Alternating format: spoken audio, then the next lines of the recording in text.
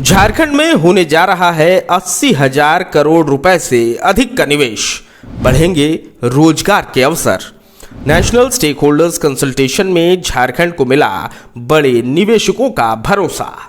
Jindal steel private limited के vice chairman ने 71,000 करोड़ के निवेश का रखा प्रस्ताव। Tata steel limited, Ambuja cement, Jindal steel private limited, Varun beverages, amalgam steel सहित कई बड़ी कंपनियां झारखंड में करेंगी निवेश। नई दिल्ली के होटल ताज पैलेस में आयोजित नेशनल स्टेक होल्डर्स कंसल्टेशन 2026 के दूसरे और समापन दिवस पर झारखंड में निवेश, डिजिटल गवर्नेंस और औद्योगिक विकास के क्षेत्र में कई बड़े कदम उठाए गए। कार्यक्रम का मुख्य आकर्षण मुख्यमंत्री हेमंत सोरेन की मौजूदगी में विभिन्न राष्ट्रीय एवं वैश्विक कंपनियों के साथ 14 महत्वपूर्ण एमओयू पर हस्ताक्षर रहा। इसके साथ ही जेएसपीएल के वाइस चेयरमैन वीआर शर्मा ने झारखंड में 71,000 करोड़ के निवेश का प्रस्ताव दिया। कार्यक्रम के दौरान डिजिटल गवर्नेंस, आर्टिफिशियल इंटेलिजेंस, पर्यटन, उद्योग और नवाचार से जुड़ी कई नई नीतियों पर रोड मैप पर भी चर्चा हुई। मुख्यमंत्री ने भारत में सिंगापुर के उच्चायुक्त साइमन वोंग वी क्वेन सहित उद्योग जगत, निवेशकों और तकनीकी विशेषज्ञों से मुलाकात कर झारखंड में निवेश और वैश्विक साझेदारी के नए अवसरों पर विस्तार से चर्चा की। बिजनेस टू गवर्नमेंट बैठक में भी निवेश, तकनीकी नवाचार और राज्य के समग्र विकास को लेकर व्यापक विचार विमर्श हुआ। समापन सत्र को संबोधित करते हुए मुख्यमंत्री हेमंत सोरेन ने कहा कि झारखंड की पहचान अब केवल माइंस तक सीमित नहीं रहेगी, बल्कि राज्य को माइंड्स यानी ज्ञान, अनुसंधान, नवाचार और तकनीकी क्षमता का केंद्र बनाया जाएगा। उन्होंने कहा कि राज्य में केवल नीतियां नहीं बन रही, बल्कि विकास की नई संभावनाओं के द्वार खुल रहे हैं। मुख्यमंत्री ने कहा कि आज हुए एमओयू केवल कागजी समझौते नहीं, बल्कि झारखंड के उज्जवल भविष्य की मजबूत नींव हैं। सरकार अल्पकालिक योजनाओं के बजाय दीर्घकालिक साझेदारी पर काम कर रही है और सभी परियोजनाओं को तय समय सीमा में धरातल पर उतारने के निर्देश दिए गए हैं। उन्होंने जियाडा के तहत आदिवासी उद्यमों को दी जा रही 25% रियायत को बढ़ाकर 50% करने पर विचार करने का भी निर्देश दिया, ताकि आदिवासी समाज को विकास की मुख्य धारा से और मजबूती से जोड़ा जा सके। कार्यक्रम के दौरान झारखंड सरकार ने कई प्रमुख औद्योगिक समूहों के साथ बड़े निवेश समझौते किए।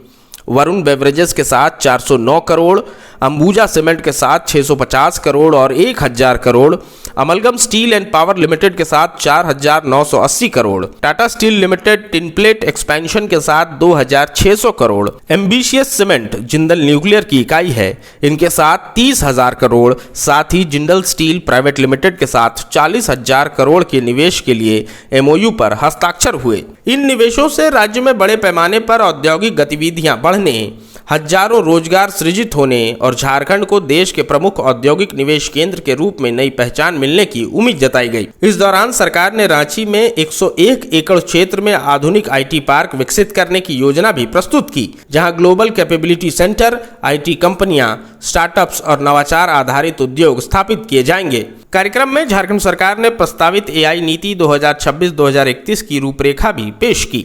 सरकार का लक्ष्य शासन, स्वास्थ्य, शिक्षा, कृषि, उद्योग, खनन, पर्यावरण संरक्षण और आपदा प्रबंधन जैसे क्षेत्रों में आर्टिफिशियल इंटेलिजेंस का प्रभावी उपयोग कर पारदर्शी, त्वरित और जवाबदेह प्रशासन विकसित करना है।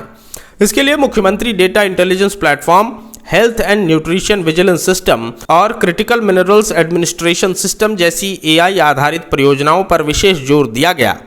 साथ ही बहुभाषी डिजिटल प्लेटफॉर्म, व्हाट्सएप आधारित नागरिक सेवाएं, डिजिटल शिकायत निवारण प्रणाली और पंचायत स्तर तक डिजिटल सेवाओं की पहुंच सुनिश्चित करने की योजना भी प्रस्तुत की गई। सरकार अगले 5 वर्षों में इन डिजिटल पहलों पर 1,150 करोड़ रुपए निवेश करने की तैयारी में है। इसके अलावा state AI mission, Jharkhand AI cloud, AI park, AI innovation hub, centre of excellence, साथ ही स्टार्टअप और स्किलिंग इकोसिस्टम विकसित कर राज्य को तकनीकी नवाचार का अग्रणी केंद्र बनाने की योजना भी सामने रखी गई। झारखंड सरकार ने अपने विजन 2050 के तहत राज्य को तकनीक आधारित, निवेश अनुकूल और भविष्य उन्मुख अर्थव्यवस्था के रूप में विकसित करने का रोड मैप भी प्रस्तुत किया। सरकार ने 10,000 करोड़ से अधिक के निवेश आकर्षित करने, 50 से अधिक ग्लोबल कैपेबिलिटी सेंटर स्थापित करने, 1,000 से अधिक एआई स्टार्टअप्स को बढ़ावा देने, साथ ही 1 लाख से अधिक एआई आधारित रोजगार सृजित करने का लक्ष्य रखा। इसके लिए एआई शिक्षा, उन्नत कौशल विकास, शैक्षणिक संस्थानों के साथ साझेदारी, सरकारी अधिकारियों और युवाओं का क्षमता निर्माण, साथ ही उद्योग अकादमिक सहयोग को प्राथमिकता दी जाएगी। मुख्यमंत्री ने निवेशकों, तकनीकी कंपनियों, स्टार्टअप्स और वैश्विक संस्थानों से झारखंड के साथ साझेदारी कर डिजिटल गवर्नेंस, अनुसंधान, नवाचार और आधुनिक औद्योगिक विकास की इस नई यात्रा में सहभागी बनने का आह्वान किया। उन्होंने विश्वास जताया कि आने वाले वर्षों में झारखंड केवल खनिज संपदा के लिए नहीं बल्कि ज्ञान, तकनीक, नवाचार और निवेश के राष्ट्रीय केंद्र के रूप में अपनी नई पहचान स्थापित करेगा। गोल, जहां 27 वर्षों के सफर में 17,000 से भी अधिक छात्रों ने डॉक्टर एवं इंजीनियर बनकर भरे सफलता की ऊंची उड़ान, जहां साधारण छात्र भी झारखंड टॉपर्स बनकर बना रहे इतिहास। दूरदर्शी शिक्षाविद श्री विपिन सिंह के मार्गदर्शन में मेडिकल एवं इंजीनियरिंग के लाखों छात्रों के लिए आशा की किरण के रूप में goal, nation's leading institute.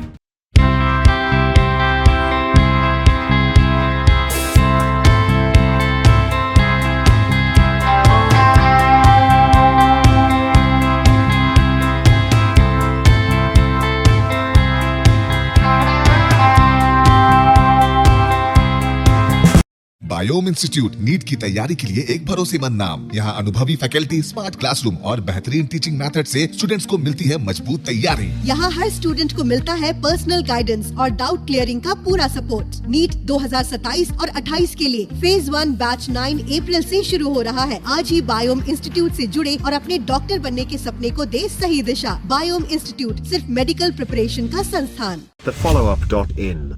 Like, share and subscribe. www.thefollowup.in